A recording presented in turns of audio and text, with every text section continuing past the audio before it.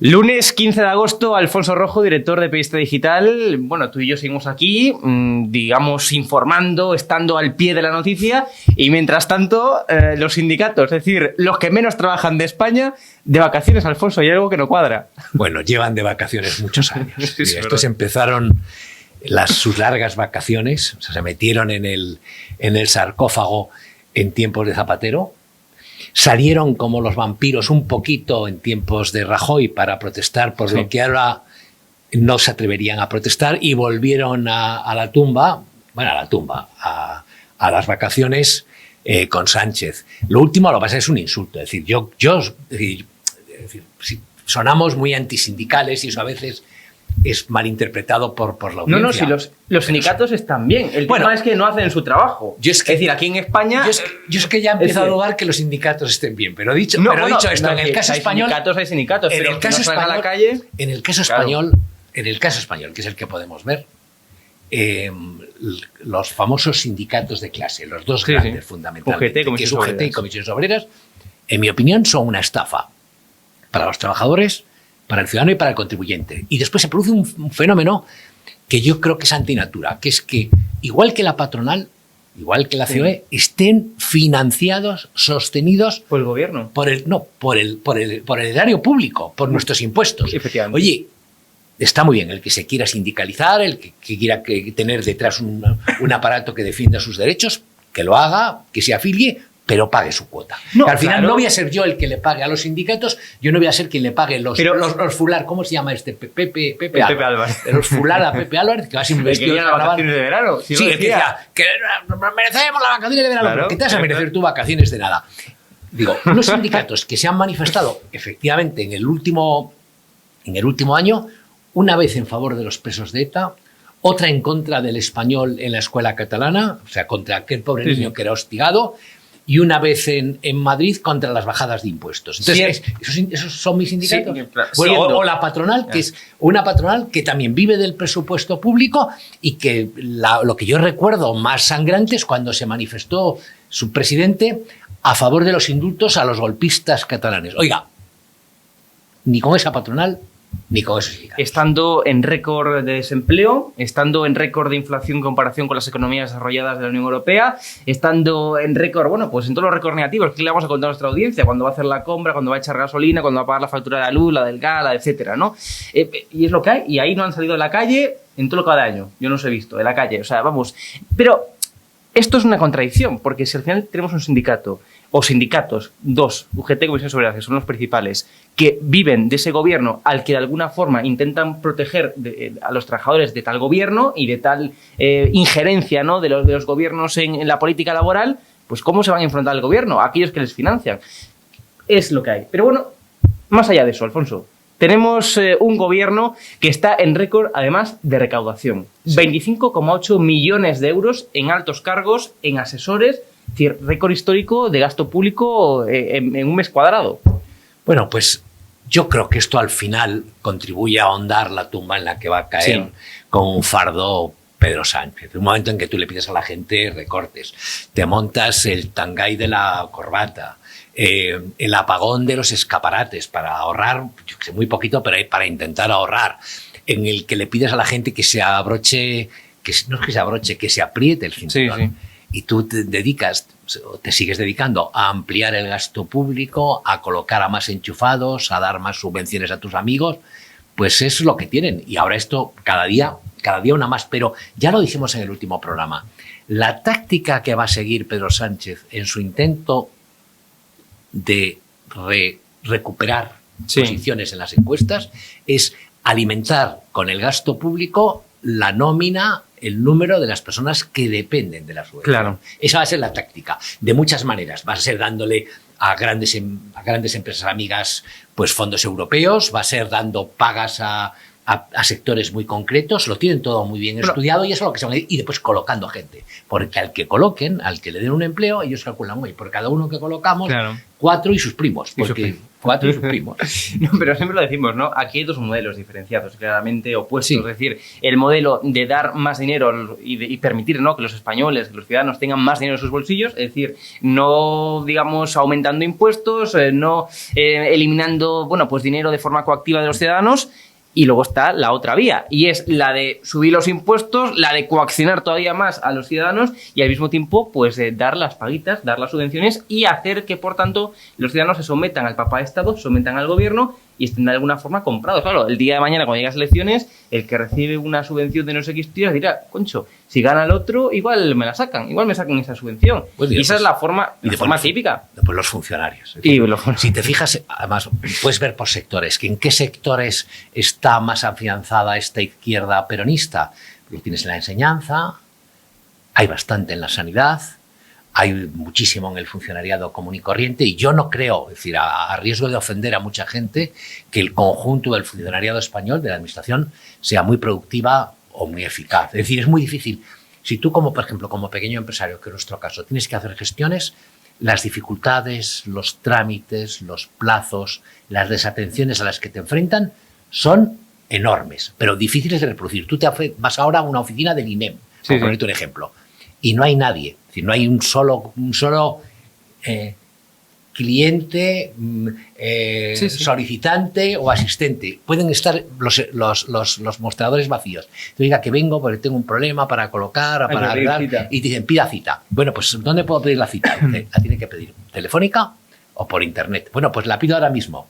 La pides allí mismo y te mandan para el año que viene. Para el año que viene. Para el año que viene. Y los otros ven a comer su bus. Y el que, mientras lo rellenas, hay un tío comiendo su bus. Bueno, España es el país que, en proporción con el número de habitantes, con el número de ciudadanos, por ejemplo, en comparación con Alemania, somos el que más funcionarios tenemos por habitante. Habitante cuadrado. Francia está también bastante cerca. Francia también. Lo que pasa es que en España se produce un fenómeno que yo creo que no se produce igual en Francia, que es la duplicación o triplicación de los órganos. Bueno, Francia es, a pesar de que es un estado centralizado, es carísimo. Es el estado más grande de todo el mundo. Y muy burocrático. Pero en nuestro caso tenemos muchas administraciones. Una es... Pero es más barato España que Francia. Sí, pero aquí se reproduce, en cada autonomía se reproduce, se calca, se copia, se imita, se fotocopia la estructura del Estado español. Y entonces tú tienes Parlamento, tienes defensor del pueblo y defensor del pueblo, tienes equipos de prensa y equipos de prensa, tienes todo reproducido. Y después, incluso en el ámbito o a la escala municipal. Y encima de todo eso tienes después Europa, que es lo peor de lo peor, ¿eh? Lo peor de lo peor. Hay que darle las gracias a Europa, nos ayudó mucho en el desarrollo, muchas de las carreteras que tenemos, muchas de las regiones españolas deben mucho a los fondos europeos, ya que hemos estado en Europa. Entrar en la Unión Europea fue una bendición, pero la burocracia europea no tiene parangón más que en la ONU. El problema es eso. O sea, yo no estoy en contra de las autonomías, creo que son necesarias. Yo como liberal, cuanto más pequeña sea la unidad administrativa. Yo estoy totalmente en contra. Ya es una diferencia absoluta entre tú y yo de forma histórica. Absolutamente en contra, ya lo sé. Pero vamos, yo creo que cuanto más pequeña sea la unidad administrativa, ¿no? A administrar, valga la redundancia, pues más fácil es administrarla. Pero el tema es la burocracia. Puede haber mucha más burocracia en un estado centralizado, puede haber mucha más burocracia en un estado autonómico. Depende de la burocracia. Se puede haber autonomías con menos burocracia o estados centralizados con más burocracia o viceversa. Entonces, esa no es la cuestión, las autonomías. O sea, la cuestión no es acercar la administración al ciudadano, que yo creo que eso es conveniente. O sea, es más fácil administrar, voy a poner mi ejemplo, Galicia, siendo gallego, viviendo en Galicia, sabiendo cómo es la cultura política, la idiosincrasia, etcétera, que no administrando Galicia desde Madrid. El argumento tiene peso y es racional, pero tiene contrapartidas. Claro. Dices, hay que acercar la administración a los administrados. Las posibilidades de corrupción son mucho más altas, son mucho mayores, cuanto más cerca está la administración del administrado. Sí, y de hecho, la gran corrupción en España no se produce en los ayuntamientos. En los municipios, ¿verdad? Históricamente. Sí. Eso es un factor. Después dices tú, claro que hay que estar, que él no tendría, siendo por ejemplo de Ponferrada, ¿por qué me voy a tener que ir a Madrid a resolver una cuestión? Pero y no solamente pero eso. me tengo que ir a Valladolid o a León. Pero no solamente eso, es que además, digamos, es menos eficaz y menos eficiente las políticas públicas que tú apliques desde un lugar que no conoces, desde Madrid, por ejemplo, a Ponferrada, Sí. que no estando en Ponferrada directamente. Es decir, vamos a ver, es más sencillo administrar una empresa de 50 trabajadores que una empresa de 10.000. Sí, pero, Las cosas como son. pero es decir, te lo he dicho más veces. El Senado de Estados Unidos tiene Sí, sí. 100 senadores. 100 senadores. Y toma decisiones fundamentales. Y es el Senado de un país que es 10 veces la superficie de España y 8 veces su población y 20 veces su riqueza. Sí, sí. Y son 100 senadores. Aquí tenemos un Senado de casi 300 y parlamentos autonómicos en cada... Y con disciplina de voto. incluso, y con disciplina de voto. Incluso en comunidades uniprovinciales. Por ejemplo, el caso de Madrid. Yo no entiendo, es decir, yo la diferencia que hay entre comunidad y ayuntamiento la puedo entender, pero que haya dos administraciones y dices, bueno, es que Madrid, la magnitud de Madrid, 6 millones de habitantes. Oye, ¿y Cantabria? Que sí. Pero... Antigua Santander. Sí, sí. Pero vamos a ver, Madrid, y La Rioja, Madrid es la capital de España. Y La Rioja, el volumen de negocio, y La Rioja, el volumen de negocio que se mueve aquí es superior a la suma de Cantabria, Santander, Murcia, y La Rioja que y Castilla-La Mancha. Y La Rioja que das un salto claro. y te has metido en no me compares, Madrid. Y la necesidad, ¿no? Digamos, de administrar de una forma más eficiente las cosas, pero porque hay mayor volumen, si tendría mayor que haber de una negocio. duplicidad entre... tiene sentido que en lo que son regiones o comunidades autónomas uniprovinciales, si tiene sentido la duplicidad. No lo sé, es un tema para discutir. Sí, es un tema interesante. Pero vamos... Por cierto, que yo no conozco tampoco muy bien. No, pero vamos, es una cuestión al final eso, de diferentes enfoques, de diferentes concepciones, ¿no? Y perspectivas. O sea, lo que es evidente es lo que decíamos antes, que ser un Estado centralizado como Francia, por ejemplo, no implica un menor gasto público, eso depende de la burocracia, y lo que tampoco implica es que siendo un Estado autonómico pues se vaya a gastar mucho más que un Estado centralizado. O sea, eso dependerá de muchos otros factores, hay más factores, no es algo taxativo, tajante. Hugo Pereira. Hugo Pereira. Hay que ver las consecuencias negativas que ha tenido para España el llamado Estado autonómico. Porque solo nos ponemos el acento en lo positivo. Ahí es como con la inmigración. Sí. Los defensores a ultranza de la inmigración y de las bondades de la inmigración solo ponen que va a haber más pensiones, más trabajadores y más jóvenes. Sí. No lo pone en el impacto que tiene sobre la seguridad social, el impacto que tiene sobre la calidad, el gasto, lo que tiene sobre el gasto, lo que tiene en la delincuencia, lo que tiene en la adaptación de muchas cosas. Con las autonomías ocurre lo mismo. Todo el mundo pone el acento en lo positivo, la cercanía al ciudadano. Oye, no tenemos una educación española como tal, sino 17 sistemas educativos, 17 historias distintas, 17 geografías distintas, la fauna. Sí, oye, yo cuando me enteré de que se estudiaba la fauna de Madrid, no sé en qué año, como no fuera la zorrilla de la Casa de Campo, yo no conozco otra que sea autonómica de Madrid, de verdad. Ante una cosa, hay un problema gordo en España y es que tenemos algo inventado que se llama sistema de autonomías. Esto no existe. Oye, la sanidad, la sanidad, porque tú no has sufrido eso. Sí. Tú te vas de vacaciones. Que sí, yo por ejemplo, Alfonso Rojo.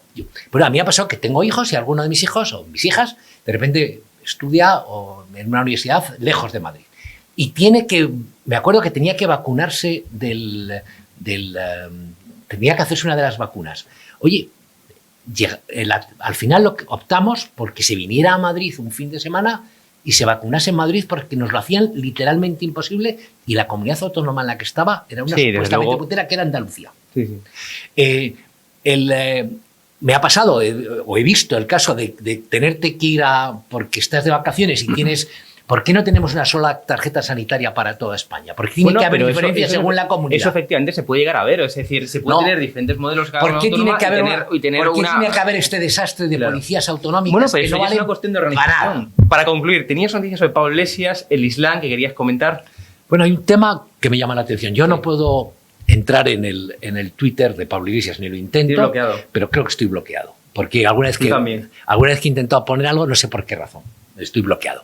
Y entonces, pero hoy he leído a Luis Ventoso, que es un columnista de grandísimo nivel, probablemente uno de los mejores de España, que está ahora en el debate, que viene de la ABC, que fue corresponsal en Londres, tiene una gran cultura, y es un tipo muy, muy bueno. Y comentaba Luis Ventoso que le llamaba la atención en el Twitter de Pablo Iglesias que no había ni la más mínima referencia al salvaje atentado que ha sufrido Salman Rushdie. Sí. Salman Rushdie, autor de versos satánicos, uno de los grandes escritores de las últimas décadas, que lleva 30 años amenazado por los islámicos de Irán, por los ayatolás, condenado a muerte por los ayatolás. Una fatwa contra él. Y es normal. Hombre, yo sé por qué no escribe, no hay un solo comentario al respecto. Pues entre otras cosas porque Pablo Iglesias, que nunca se dice ya. ¿Tenía? No tenía. Pablo Iglesias, Monedero, Podemos, durante una etapa importante se financiaron a través de esa siniestra televisión que tenían, La Tuerca o El Tuerco. Fora Apache. Fora Apache, se financiaban de los iraníes. Entonces no lo dicen. Entonces hay una cosa que yo creo que debía... Tú se lo preguntaste en la sexta, de hecho. Alguna vez sí, pero bueno, ellos decían, en aquel momento, cuando no estaban todavía no eran vicepresidentes del gobierno, decían, hay que cabalgar contradicciones, seríamos estúpidos si no aceptásemos el dinero de Irán. Ahora no lo dirían, ahora negarán que lo hayan recibido.